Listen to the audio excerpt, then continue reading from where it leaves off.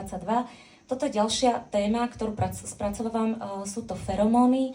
Vytvorila som si také akoby kvapky, možno také kapsule, kde som spracovávala túto tému feromónov.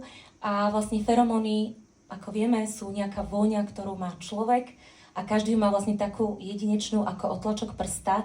No a prišlo mi to také fascinujúce, že každý má taký svoj parfém. Toto je pohľad vlastne do úplne inej výstavy. Tá bola minulý rok, volá sa Kód vody.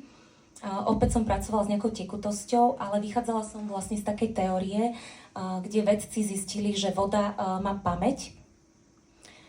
Takže sú tam aj nejaké už objekty, ktoré som v tej téme vlastne tam nejak inštalovala. Toto je opäť jeden z objektov, teda myslím tento doľutu. Je to klasická vlastne maľba na takej doske, na 2D vlastne, ale tým, že bola nainštalovaná takto v priestore, tak ona pôsobila tak 3D a ľudia mali pocit, že je to taký tulivák a že tam chcú si tam vlastne sadnúť.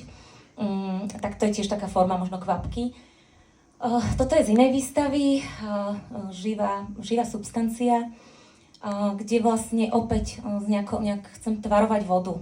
Vlastne ani nie tak vodu, ale vlastne v tej symbolike, ako sa tvaruje človek a jeho vlastnosti, tak ja som vlastne sa rozhodla akoby tvarovať vodu.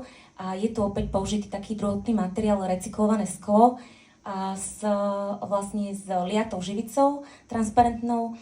No a vytvorila som vlastne také objekty, možno tento pôsobí až tak zamrazenie, ale vlastne každý objekt bol iný a bolo ich iba 8 a každý som spracovala vlastne troška inou technikou. A čo by som ešte k tomu vlastne povedala?